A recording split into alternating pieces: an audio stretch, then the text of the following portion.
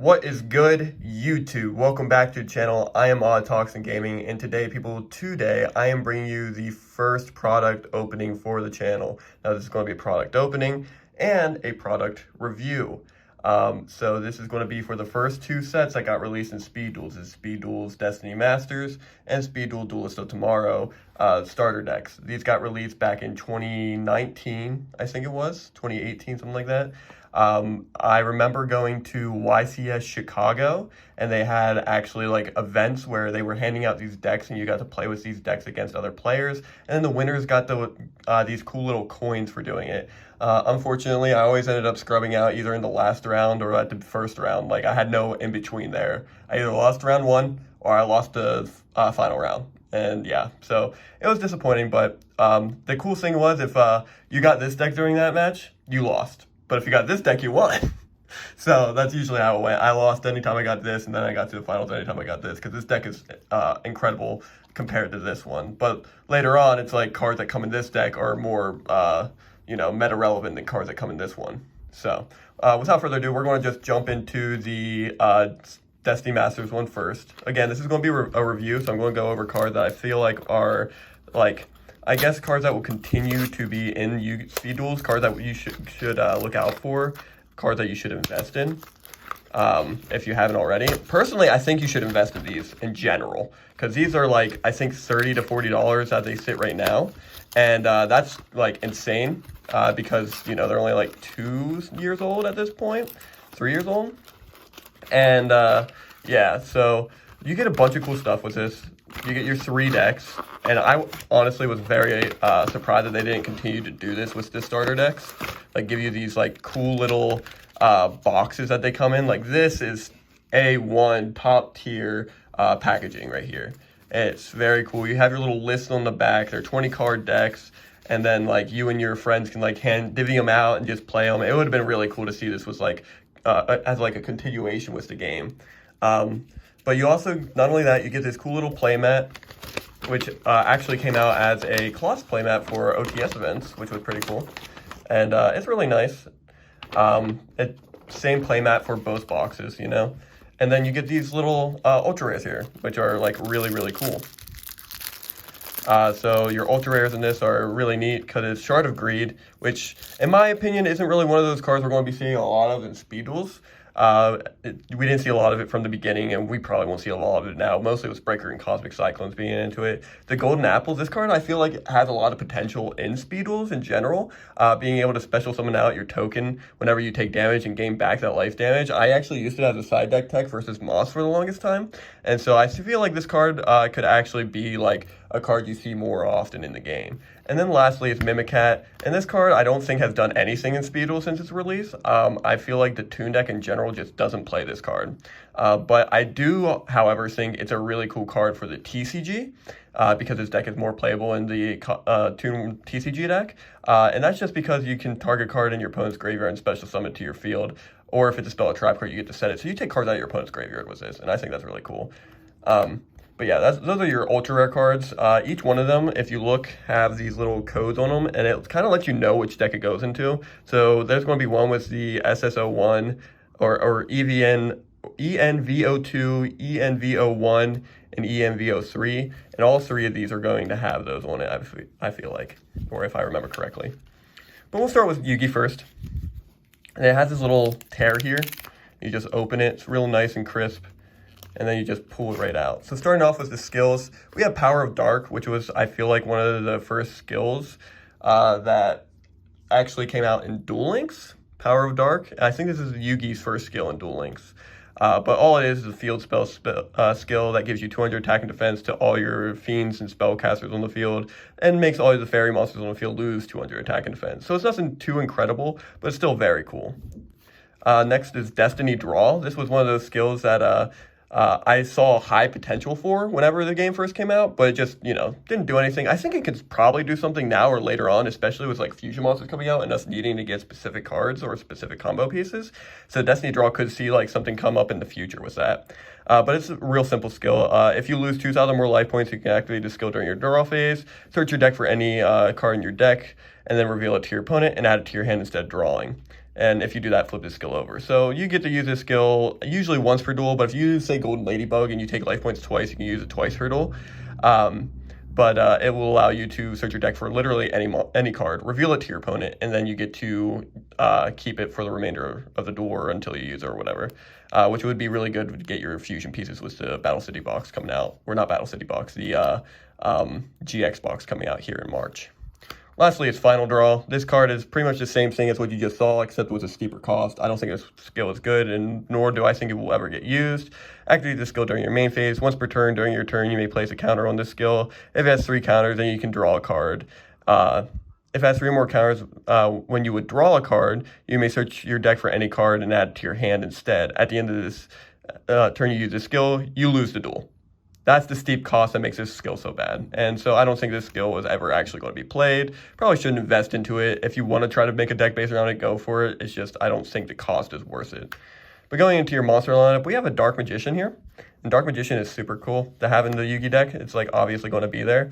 I wish his skills were more based around Dark Magician, but they're not. It's kind of based around the heart of the cards, which I guess makes sense. But I feel like the Arcana skill with the Dark Magician would have made a lot more sense to put in this box than just having the Dark Magician skill, especially since Kaiba and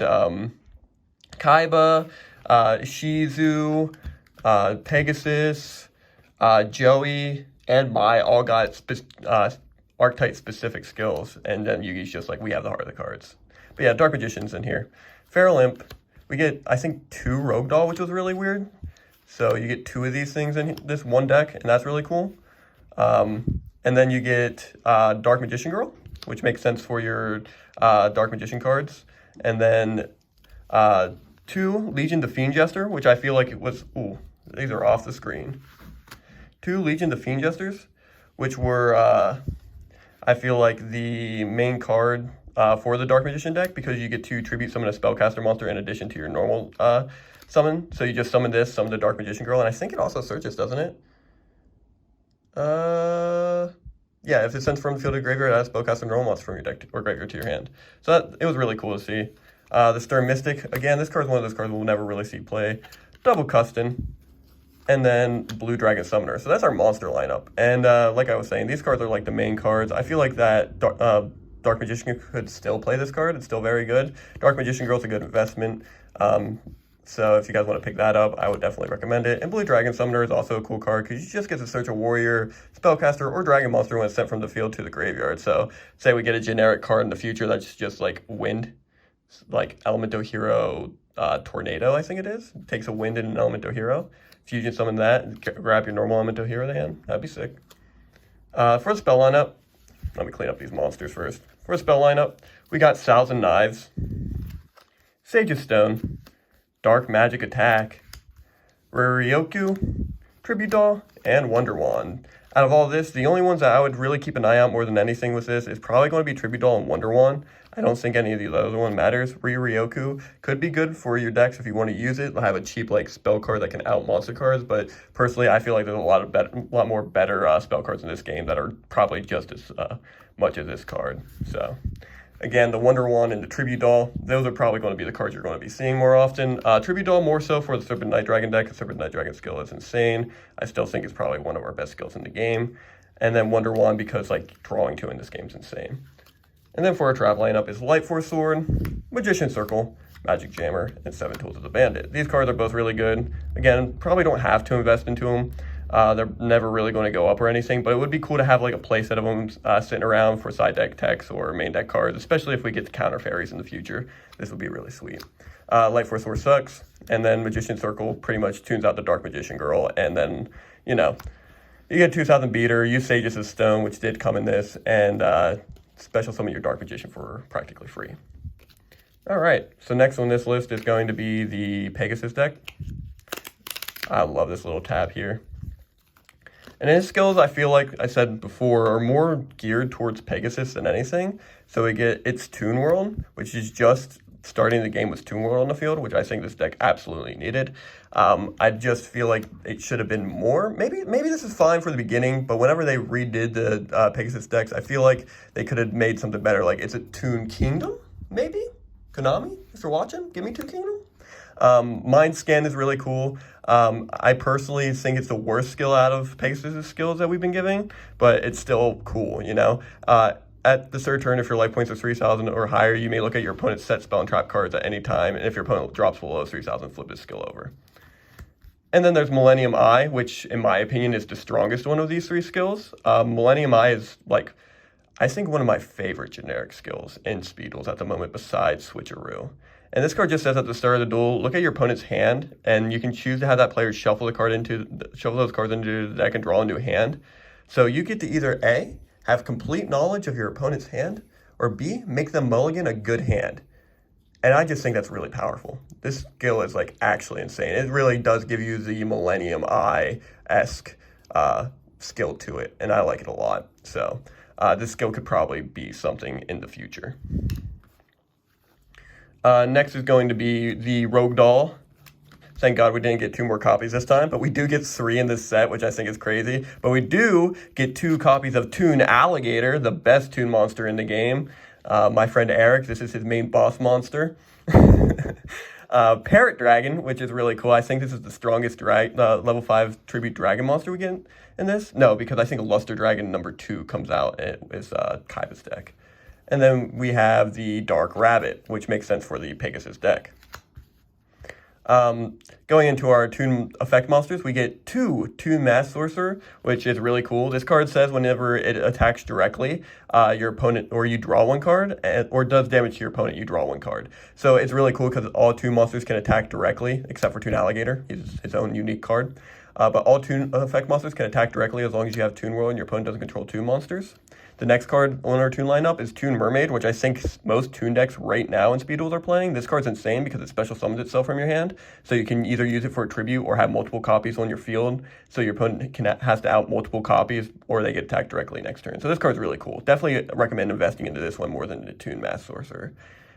And then lastly is the Toon Summon Skull, which is the main boss monster of the Toon monsters in this set. Eventually the Toon cards do get the Dark Magician, but as you guys know, that's going to take 2 tributes, while Toon Summon Skull takes 1.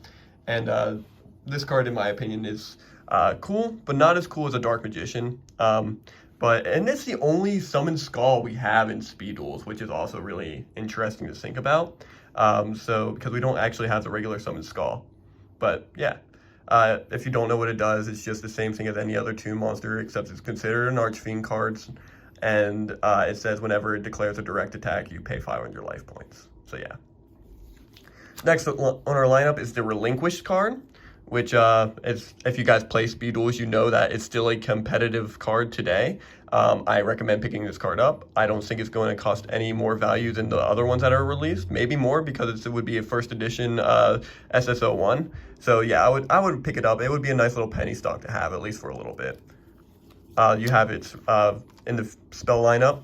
You have the spell card Black Illusion Ritual. That way you can summon out your Relinquished. It would have been so cool if the Relinquished skill came out in this set, but it's cool that it actually came out in a later set. The powerful Toon Table of Contents, which was really cool to know that we got this so early. And then Toon Rollback, and obviously Toon Worlds. We get that as a duo copy.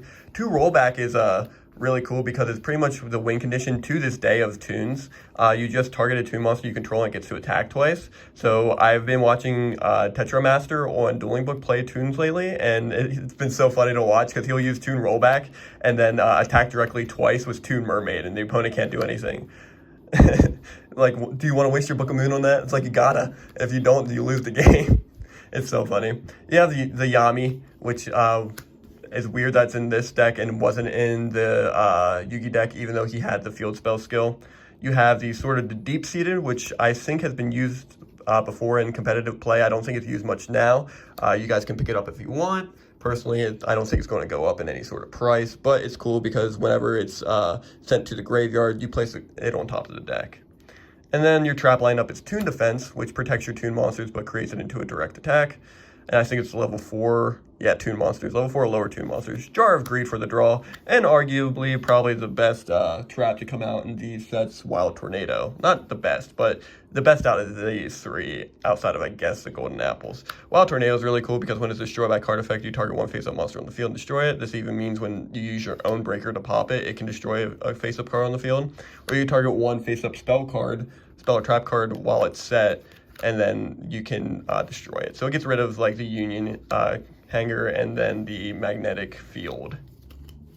But yeah, that's going to be Pegasus, and now we will move on to Ishizu. Now, Ishizu's deck is based more around a Gravekeeper, which I believe is one of the 2 actual archetypes. I guess Toons are an archetype, so 3 archetypes that we get in this set. And it has a bunch of cool cards that continue to be good in this meta. Like, out of the 3 decks, this is probably our best deck. But we get some really bad skills with her too. I don't think any of the skills in this actually continue to matter, except for maybe 1, which is another generic skill. But this is persistence. It doesn't do anything really. If your opponent's life points is more than twice your life points activate this skill, you may look at the top card of you and your opponent's deck end at any time. Like, that's not really all that good.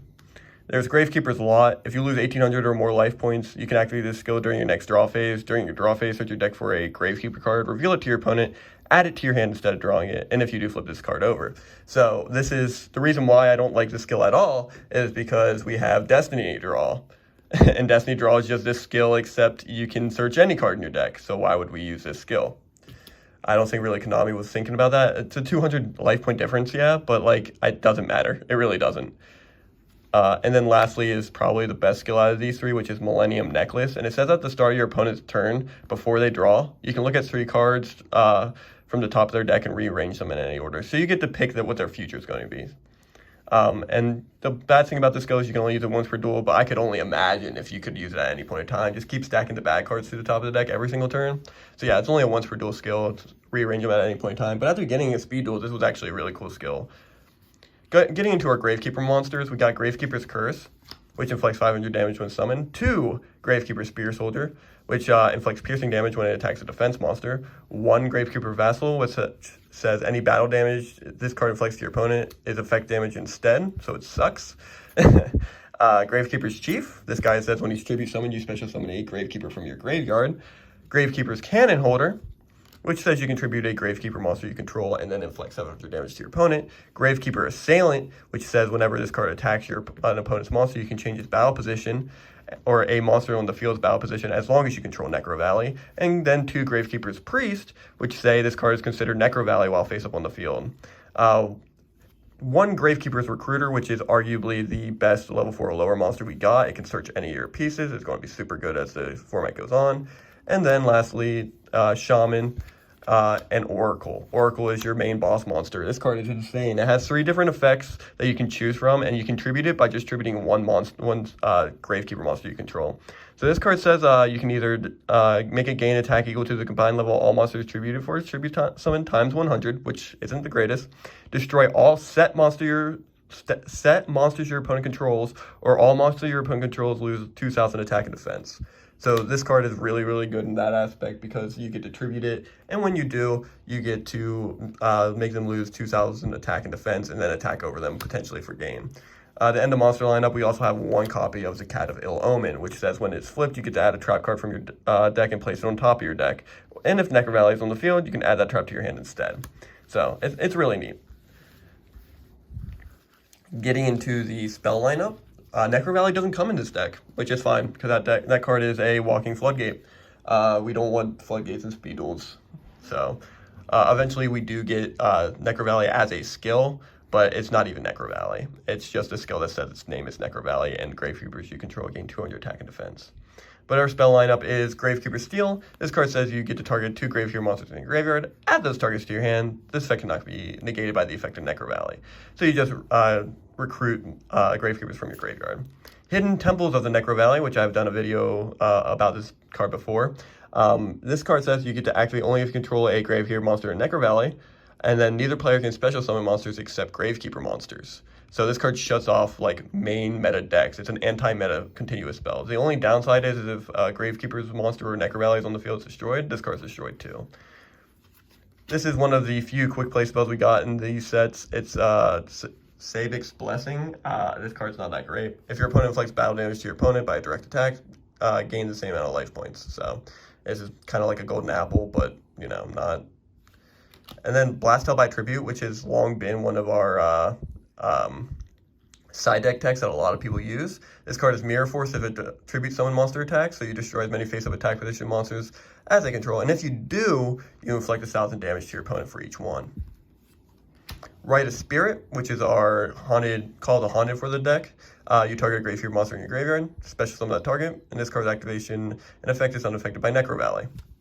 And then the Eye of Truth, which is a continuous trap that says your opponent must keep their hand revealed, and then once per turn during the standby phase, if they have a spell card in their hand, they gain 1,000 life points. So it's nothing crazy. But yeah, that's the first Destiny Masters deck. I'm going to try to fit both of these. I know this video is probably running a little long. I'm at 20 minutes right now, but I can make this into a 40-minute product opening. That's not bad. But this is going to be the Duelist of Tomorrow set. This has the Kaiba, Joey, and my set. In the beginning of Speed Duels, these two cards, these two characters, and their skills shook the format. These were the best two decks in Speed Duels at the beginning of this. That's why I wanted to do this last. So we're probably going to open Joey first, because I have a lot less to talk about when it comes to that. If I can open this box. So, again, we have these cool little packages. This one's even cooler because it has a Blue Eyes White Dragon on the front of it. I think Yugi's had Dark Magician. Yeah, it did. So, and this is actually the playmat, I think, using these for the playmat, which is kind of sick. Here is our pack, here is our Mai, and here is our Joey. Again, why did they stop doing this? Come on, Konami, get back on this. This was sick. Imagine getting the GX box and they all the decks come in these little packs instead of all individual or all wrapped as a big stack in the weird like plastic wrapping that they use. Like, it would have been so much cooler to have them in these boxes. But yeah, we'll open up the Ultra Rares first and we'll get into Joey's deck. The Ultra Rares are actually really cool and very like meta defining at the beginning of this. A lot more meta defining than the last three we saw. Like Champion's Vigilance is crazy. This is a Solemn Judgment for normal, if you control level 7 or higher normal monster. So with Dark Magician, Red Eyes, Blue Eyes on the field, you use this trap card, you negate anything, monster spell or trap effect. And not only are you negating it, you're destroying it. This card's insane. This card was so good at the beginning of Speed Duels. It could still be good now. Serpent Night Dragon, like I said, is one of my favorite Speed Duel skills. It's one of my Speed Duel decks, and the deck can definitely utilize this. Next is Fusion Gate. Fusion Gate, it goes with the Joey skill, or Joey deck. And I think with GX coming out in March, it's February now, 2022, Fusion Gate would be so good. And if you haven't invested in this card, you definitely should, because I feel like this card is going to be one of those things, mostly with Metaverse, that we are going to want to use or utilize more, especially if like the skills aren't based around the fusions. And then lastly is Amazon's Village. Instead of getting Onslaught like we did in the Duel Links game, we got Village instead. And Village is so cool. So when an Amazoness you control is destroyed and sent to the graveyard by battle or card effect, you get to special summon an Amazoness monster from your deck with a level less than or equal to that Amazoness monster in your graveyard. So this deck just says when Amazon Swordswoman is destroyed, special summon Amazon Swordswoman, and it's once per turn. Because it doesn't say it has to be a different name. It's so cool. I love Village. Like, all three of these were very meta-defining for the beginning of this. Maybe not Fusion Gate, more so Amazon's Village and Champion's Vigilance, but this is going to be meta-defining for the current meta. So definitely invest in this. Probably pick up yourself a playset of these, and definitely pick yourself a playset up of these. Like, these are probably the best Ultra Rares to come out, and I highly recommend, like, investing into them. But yeah, without further ado, I'm going to jump into this deck. Getting into the Red Eyes cards. Or not the Red Eyes, because this isn't even a Red Eyes deck. It's actually a Fusion deck, which I thought was so cool. It's the only Fusion deck in the beginning Speed Duels. So these were the first Fusion cards we actually got to see in Speed Duels. And I think it's very, very cool. But we get probably like the worst skill out of all 9 or all 6 of these decks, and that's Grit. Me and my friend Lucas, we had talked about this before. And yeah, this skill is just so bad. At the start of your turn, call 2 numbers, roll a 6-sided die. If you roll a number you called, your life points do not get lower than 1 until the end of your opponent's next turn. The skill can only be used once per duel. So it's a gamble to make sure you live 1 turn. It's not that great. It's cool. I will give it that, but nobody will use it unless you're just playing for fun or drafting it. Like, nobody's going to really use this skill. Next is Last Gamble, arguably probably the best generic skill out of the 9, 3, 6, 9, 18 skills that we got in these first 2 sets. This card says that at the 5th turn, activate this skill, count both players' turns. When you do this, during your main phase, you can reduce your life points to 100, discard 2 cards from your hand, roll a 6-sided die, and draw cards equal to the result. This skill can only be used once per duel. So this skill lets you draw, and you can draw up to 6 cards off it. All you have to do is pay all your life points to 100. Has to be the 5th turn of the duel. And you have to roll a 6 to make it really cool. It reminds me a lot of the trap card 6th Sense, if you guys know what that is. But moving on, we have Palomization, which is really what this deck is based around. This says, during your turn, you may reveal 1 normal monster in your hand. This turn, that monster can substitute for any fusion material. If you do, the other fusion materials must be the correct ones. This skill can only be used once per duel. So this card lets you poly into any of your fusion monsters using normal monsters. The monster lineup for this deck is going to be the Red Eyes Black Dragon, which is sick, in my opinion. This card is super, super cool. I think this card is sitting at $5 right now as a common. So if you want to invest into it, it's probably just going to go up from where it's at. It's a first edition from the first Speed Duel starter deck, so definitely recommend picking it up if you haven't. Meteor Dragon, this card's okay. Some more fusion materials: Flame Manipulator, Misaki the Legendary Swordsman, Alligator Sword, Baby Dragon, and Time Wizard. So these cards right here are all used in fusion monsters that come in this set. We didn't get the Meteor Black Dragon until the first set of Speed Duels, I believe. So these cards are not so much used for the skill as the other ones, which didn't make a lot of sense to me up until they brought out that first set. So once they brought out that first set, I was like, all right, this makes a lot more sense. To finish off the monster lineup, we have Little Wingard, which is just a level 4 warrior monster that changes battle position when it's attacked.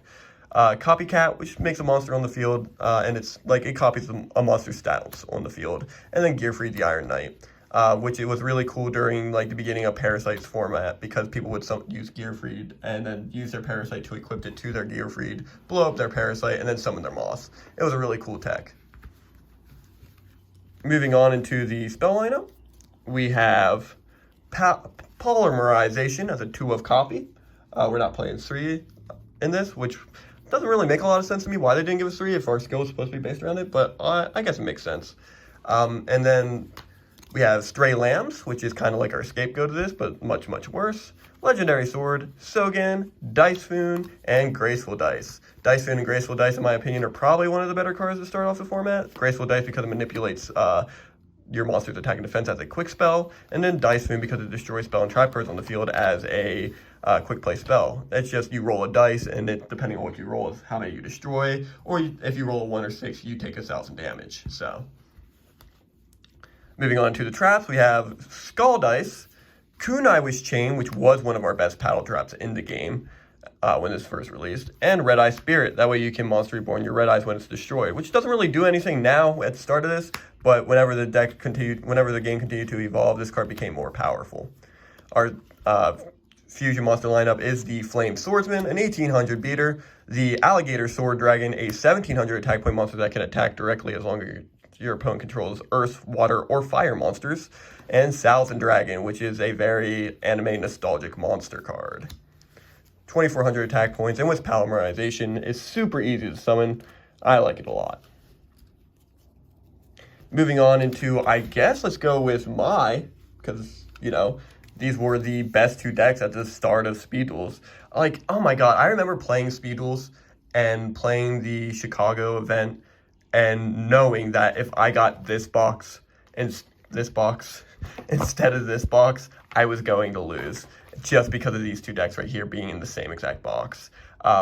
So without further ado, I'm just going to jump into Amazon. This was my favorite deck of this format, and I'll explain all of that whenever I get to the opening. There's so many unique and cool cards. This was, like, in my opinion, the beginning of my love for Speed Duels was this deck here. So we're going to go with the first skill in the My deck, which is Aroma Strategy, which lets you look at the top card of your deck at any time. It's cool. It's not as bad as some of the other skills, but it's also nowhere near as good as most of the skills. Flight of the Harpies. This skill is really cool. It's again the the Gravekeeper skill that, you know, is easily power crept by a card that came in the same set. It's just you lose 1,800 life points, add a Harpy card from your deck by revealing it and then adding it to your hand.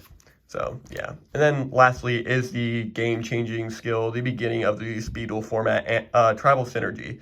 So this card says, if an Amazonas monster and a Harpy monster is in your hand, you reveal them and draw 1 card.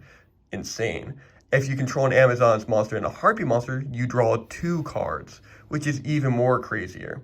So this card is so powerful because you're drawing up to 3 cards in one duel. Each of these skills can only be used once per duel, which is fine because you're going to be drawing 3 cards in one duel. So it's so good to see like something crazy like this, because this is like the beginning of speed duels, and it's like this skill here can actually be meta relevant again depending on what Harpy support and what Amazon support we can get in the future. So I would definitely invest into a tribal synergy if you don't have it. I think it's really cool, and I think it's definitely worth the investment.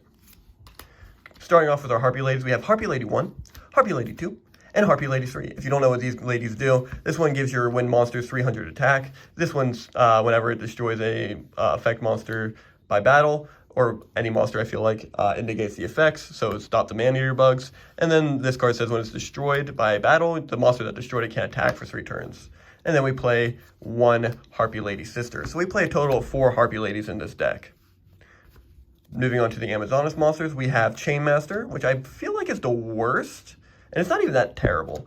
Amazonas that we can play, it just says when it's destroyed by battle and sent to the graveyard, you get to steal a card from your opponent's hand for 1,500 life points. So you pay like a large fraction of your life points to steal a card.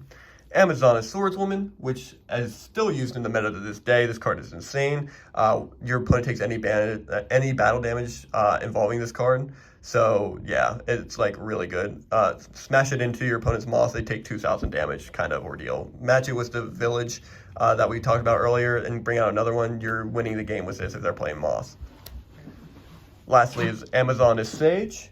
Amazonas Sage lets you, whenever it attacks, it's still, at the end of the damage step, if this card attacked and it's still on the field, target spell trap card your opponent controls and destroy that target. Playing 2 bird face into the deck. That way they can, when they're destroyed by battle, you get to search your deck for a Harpy and add it to hand, and then 1 Sonic Shooter as your generic monster card. Sonic Shooter is pretty cool because if there are no cards in your opponent's spell and trap card zone, this card can attack your opponent directly, and if it does, the battle damage inflicted to your opponent is original attack of this card. Next on the list is the Elegant Egotist. This card says if a Harpy Lady is on the field, special summon. If a Harpy Lady is on the field, you can special summon a Harpy Lady from your or a Harpy Lady sister from your hand or deck. So this is kind of like the bread and butter of this deck, allowing you to special summon your Harpies, from your deck by controlling one and cheating out your Harpy Lady sister, which can only be summoned through Elegant Egotist. So that's pretty powerful. We have Triangle Ecstasy Spark, which specifically works for the Harpy Lady sisters. It just gives it makes its attack 2,700, and your opponent cannot activate any trap cards, and negates all trap effects on the field. So it turns your Harpy Lady sisters into Jinzo with this 1 card. Cyber Shield for the anime effect of being an equipped spell, and it gains your Harpy Lady sisters gain 500 attack. Harpy's Hunting Ground, for whenever they're summoned, you get to target a spell or trap card on the field and destroy it. Amazon's Heirloom, which is another equipped spell that makes it to where the monster it destroys by it attacks. Sorry, got so much I want to say. Equipped only to an Amazon's monster once per turn, that monster cannot be destroyed by battle. After damage calculation, if the equipped monster attacks a monster, destroy the attacked monster. Amazon's Archers, which is a battle trap that makes your opponent's monster lose attack points. Windstorm of Etiquette, which was the best trap card or battle trap of the game next to Kunai Wish Chain when this first came out, changing the battle position of all monsters your opponent controls. It just, protected your monsters. It was literally the best trap, and I feel like could make a comeback at any point. I just feel like people are overlooking it right now because of Jinzo. Shadow of Vibes, when an opponent sets a monster on the field, target those set monsters, change that set monster to face-up attack position, flip effects are not activated. Pretty cool side deck tech. I wouldn't recommend playing it though. And then I would play Noble Mana Crossout over this personally. And then Wild Tornado again, which we explained earlier. Alright, moving on to arguably the best deck of the original format, which was the Dragon Caller deck, based off of Kaiba. But yeah, I'll get right into that in a second. This deck took Speed Duels by storm. Like, this deck was so powerful. You got Peak Performance, right? This card just gives it's a field spell skill that gives all Dragon, Wing Beast, and Thunder monsters on the field 200 attack and defense. Kind of like Yugi's Yami skill, I think that's what it was. Beatdown. If you control level 5 or higher monster, you can activate this skill. All monsters you currently control gain 300 attack for each level 5 or higher monster you control. At the end of your turn, flip the skill over. Dragon Caller. This is the skill that was like crazy. And I have a video on my channel based around Dragon Caller now. It is nowhere near the glory of what it used to be, but it's still a very cool skill. It says once per duel, you can use one of the following skills. If you successfully normal summon Lord of D, add one Fluted Summoning Dragon from your deck to your hand, or you can reveal one Fluted Summoning Dragon from your hand, then add one Lord of D from your deck or graveyard to your hand. So this card literally gets you all the pieces to cheat out your dragon monsters, and it's very, very powerful. Moving on to your monster lineup, you get one Blue Eyes White Dragon instead of the 3, which I thought was really weird, but also made a lot of sense. Like, yeah, thank you for not giving us the 3. But you just buy, 3 of the decks and you can get it, or just 3 individual copies. Battle Ox, you actually get Battle Ox at 2. Raikinshin Powered, which is just a 1600 Fiend monster that doesn't really do anything. And again, we're getting this card at 2. The Luster Dragon I had brought up earlier as another dragon target for your Fluted Summoning Dragons.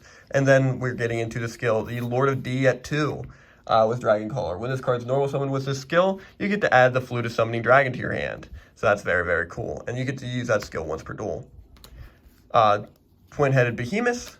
Tyrant Dragon, which was another card that people were using a lot of when this deck first came out, because it is so powerful. It just says during the battle phase, if your opponent controls a monster after this card's first attack, this card can make a second attack. So this card attacks twice. Not only that, it negates any trap effect that targets this card on the field, and if you do, you destroy that trap. The only downside to this card is that it can't be special summoned from the graveyard, but you're special summoning from your hand. So it's really, really powerful. Tyrant Dragon is so cool. Spirit Ryu, doesn't really do much right this second, but has a fusion card in the future. And then Kaiba Man to help cheat out your Blue Eyes if you don't have your Lord of D and Flutes. We play one Fluted Summoning Dragon to go with our Lord of D. If you reveal this card from your hand with the skill once per duel, you can add the Lord of D. And then what you do with these 2 cards is summon the Lord of D, activate the Fluted Summoning Dragon, and what this does is it allows you to summon 2 dragon monsters from your hand. In most cases, it was 2 Blue Eyes or 1 Blue Eyes and 1 Tyrant Dragon. Having the Champion's Vigilance on the field with this was insane because you summoned out both your monsters. They can't be targeted because of Lord of D, and then you set your Champion's Vigilance face down, and then that is a negate to anything your opponent does. Like, this deck was incredible when it first came out. There was nothing that could stop this deck. We didn't have Book of Moon at this point. We didn't have, like, any quick play spells, really, other than for one that made you gain, like, life points or something. Like, the Golden Apples was, like, probably the only card that could really stop this deck, and then if it got Champion Vigilance, it didn't even matter. Or if it got Stamping Destruction, it didn't even matter, because this deck came with a MST. It's not a quick play or anything, but it says if you control a Dragon Monster, you just destroy a spell trap card on the field and inflict 500 damage to your opponent. Like, this deck is so strong because of all of this. Hold on. Like, all of these together is what made this deck. Like, this deck was just so good because of that. But we also play, like, cost downs in this deck, just in case you need to tribute it. This card is also really good for the Serpent Knight deck I brought up earlier. Burst Stream of Destruction. Nobody really used this card. I feel like people can now because we now have the Blue Eyes Ritual monster that brings out Blue Eyes. And then you use the Burst Stream with it, and then you can just clear the field for free. Like, it's a cool way to go over Moss now. But during the time, you didn't really use this card. Mountain, which is just peak performance, but actually having this field spell. Interdimensional Matter Transporter, which was your way of protecting your monsters during that time. Just target them, face up monster you control, banish that target until the end of the turn. So your opponent goes attack, you go activate effect, banish my monster, and then protect it. Dragon's Rebirth, which is our generic Dragon Reborn card, which is like the Red Eyes Reborn card. It says target 1 Dragon monster you control, banish that target. If you do, special summon Dragon monster from your hand or graveyard. So it's really cool. And then Trap Jammer. When your opponent activates a trap during the battle phase, negate the activation, and if you do, destroy it. So Kunais and Windstorms is what this kind of hit in the beginning.